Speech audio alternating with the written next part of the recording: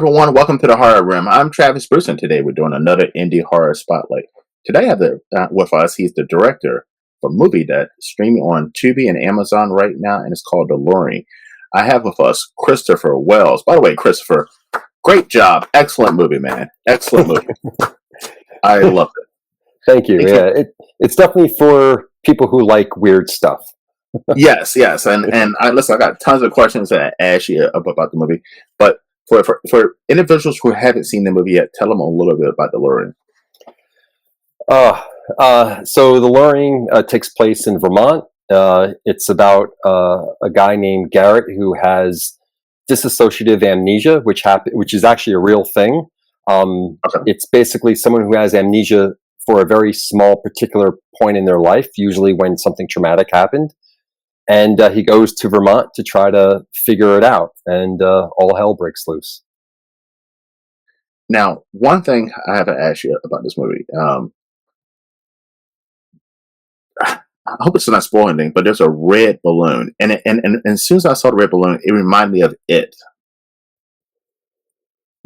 Did you use that in any kind of way for inspiration, or no? No. So what happened was, I actually, when I was a kid, they used to show this short film called The Red Balloon. It was a French short film. I think it was made in 1956.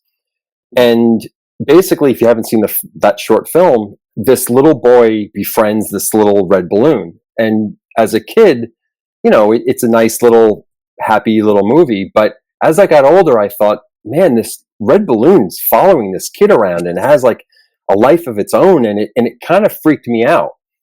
And I thought to myself, if I ever get a chance to make a film, I want to somehow do something with that, where this inanimate object has this evil force. But if you're going to make a feature-length film, you kind of have to create the background of what that evil force would be. So it actually has nothing to do with it.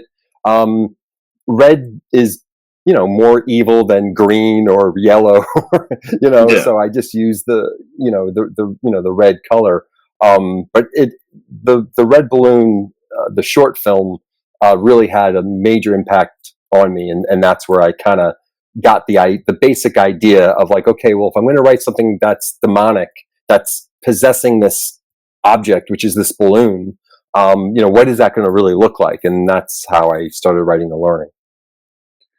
And one thing about this movie, too, is, you kind of don't know what's going on. You kind of don't. The pieces start coming together towards the end, from the beginning to the end, and it starts coming to pieces once the main character starts, getting some memory back.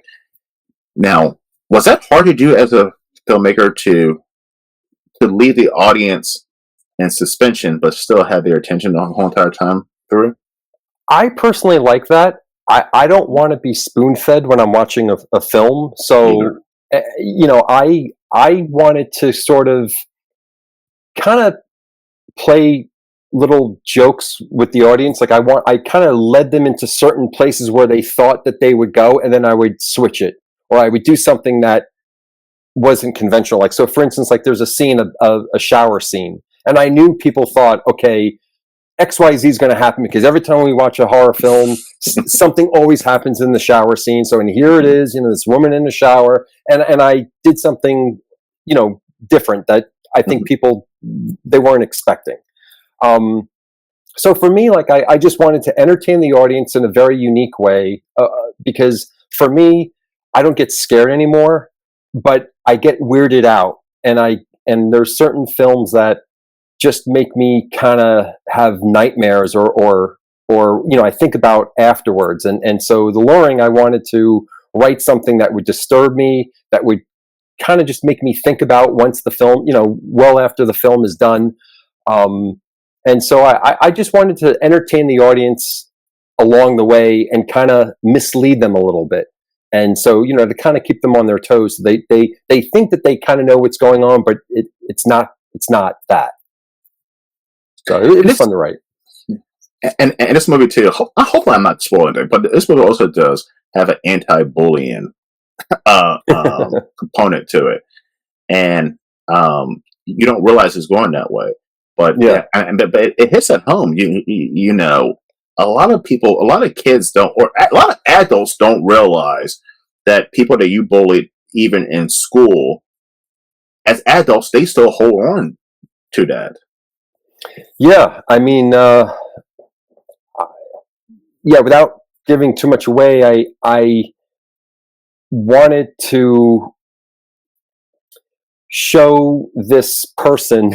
It's so hard to not give it away. You know, To show a person who has a past, and that's going to catch up with that person, and yeah, it's so hard to not give it away. But yeah, it's yeah. The anti-bullying is definitely something that I was kind of thinking about. But again, I wanted to do something different. You know, I mean, because we've seen those kind of movies where the big bad bully gets beat up by the small little kid that finally stands up for themselves.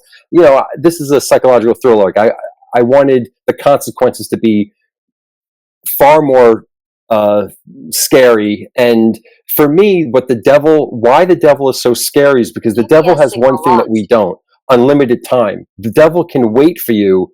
If you do something as a kid that let's say pisses off the devil can wait until you're an adult or near your deathbed. The devil has eternity. So their sense of time and is very different. So I kind of wanted to play with that because something obviously happens to a character when they're a child, and now they're dealing with it as an adult. And there's other things too. Like someone told me that they thought that the devil in the film represents childhood sickness, and one of the children escaped that, and the sickness doesn't like it and is trying to reclaim that soul because it got free from the clutches of the sick, demented devil or whatever. And I thought that was kind of cool. Maybe I did that subconsciously when I wrote it, but it's definitely something to pay for the prices of what you've done so long ago, and now you're in the middle of this like hellish dream nightmare or whatever. And I love movies like that. I love movies like that. Now, when it comes to indie horror films, listen, I'm a huge watcher, and I mean, there was a time when it came to acting, it wasn't important, especially if we did horror. But I love when you have a great story in a horror movie. You have a great story, you have the thrills, but you also have great acting. And the acting in this movie was excellent for an indie horror movie. I mean, the boyfriend, the main character, and his girlfriend, even the guy who's the real estate agent. It's just it was some terrifying performances as well, some eerie ones as well. Yeah, I was very fortunate. We casted in New York City. Obviously, we shot it in Vermont. Got really great. We're very lucky to get a great cast. I'm the type of the director. If someone's doing it right, I don't have an ego. I don't need to direct them if they're doing it, and I like it. The crazy thing though, with Molly, who played Jennifer, so her first scene is the first scene where we see her, which is a crazy scene. We rehearsed it a whole different way, but when we were on set, this was maybe like a week in. You get a better sense of the film, once you're there, boots on the ground. And so we rehearsed it a totally different way. She actually had an acting coach that helped her, with the way that we worked on in rehearsals. And I told her, said, hey, you're going to kill me, but I'm not sure if I'm feeling the way that we, have been doing it for so long. I said, how about just trying it this way? And I was afraid that maybe I screwed her over or whatever, and she nailed it. And that scene when we first see her, I just, that's one of my favorite scenes because it's like a spider playing with its food, and it's so excited, but it wants to savor the flavor in a sense. And I just thought she just had this like perfect mix of almost being like a child and trying to contain her excitement, but there's peaks of it, and she's so disgusted. Like there's so many emotions that she's going through, and yet there's like the surface of like this childhood girl playing with something, and it kind of freaks me out. It was nice to see that she was able to do that, and I was so grateful to have such a great actress. And also with Michaela, who played Claire, that's not an easy role to play, to to be more submissive. But I've met girls like that no matter how bad their boyfriends are to them, how they always come back, and it's a shame, and it's, you obviously have your yin and yang. You have this short blonde and this tall brunette, and it deals with how do people act around certain people, like if you have a parent who's an actor, and when you see them on stage, you're like, oh my God, it's so not like the person that I know at home. And or if they're intimidated by their boss, but yet they're more dominant, with the children, we put on a persona depending on who we're in front of. And this takes that to the 10th degree, because this character, the main character, is very submissive, and yet he's very dominant, and it's in the same film, but so that was kind of fun to kind of see the actors really understand and portray. It's kind of interesting. I mean, as men and as women, how people who are nice to us of an opposite sex or dating wise, we kind of look past them or push them over to the side or treat them like shit. But the ones who like treat us like crap or push us away, we go running after them. Yeah. No, it is kind of. I mean, like if you think about your past relationships, and then when they end, you're like, oh my God, how could I have acted that way? Yeah. And that's interesting to me. And I actually had a situation where I had a roommate who actually was abusive to his girlfriends, and they always came back, even with black eyes, whatever. And it was just, I had no idea what was going on, obviously. But it was just so crazy how he mistreated them and how they would come back. And that influenced me, because I'm not like that. But as a writer, I just thought it was just fascinating in a way that, like, how these intelligent women could put themselves in the situation to this, piece of crap person who was mistreating them. And why are they doing that? Or why are they coming back? And why are they saying sorry to me when I have nothing to do with their relationship? And it was just, kind of weird. Well, there was one time when I opened up the door, we were having a party, and she and one of his girlfriends at the time, like she's apologizing because I was telling her, you should not date my roommate. I didn't know that he was abusing them physically, but I knew that he was not faithful. I knew that he was just mistreating them, manipulating them. And she's apologizing to me because I guess she obviously knew that, she was, not being smart, and she should have ran away.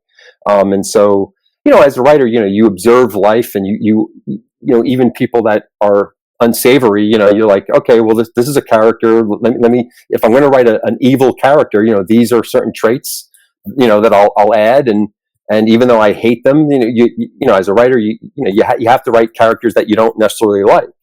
And especially people that manipulate others. It's like, I'm always fascinated how people can manipulate others, and what they're thinking, and how they affect others, and how people act in front of other people. And it's just, so I kind of dove in, but we only had 4 months of to do this film. I was told that my mom had to sell the house in Vermont after my stepfather passed away. So I had to write the script and do everything within 4 months. Because the house was being sold as we were shooting. So we were shooting for 22 days. We got off every 5 days. So, we were in pre-production after like a month and a half. So we were kind of like thrown right into the fire, like right off the bat. So it was kind of crazy. It wasn't convenient as a filmmaker to have majority of your movie shot at one location. That was yeah. So it does cut down on the budget, but then you got to ship all the actors that are from New York all the way to Vermont, because all the actors were from either New York City. Well, Rick, who plays Garrett, I think he lives in Pennsylvania. But the only actors that were from the area were the extras, like the kids, not the lead roles, because we just when we did our casting, it was in New York. But all the other actors, all the other like extras were, and oddly enough, if you shoot in Vermont, is not an easy state to shoot. There's no film commission. Even to get catering, there was only one caterer, and they were located in New Hampshire. it was not easy. I love Vermont, but I don't know if I could shoot there ever again. Only because there's really no support.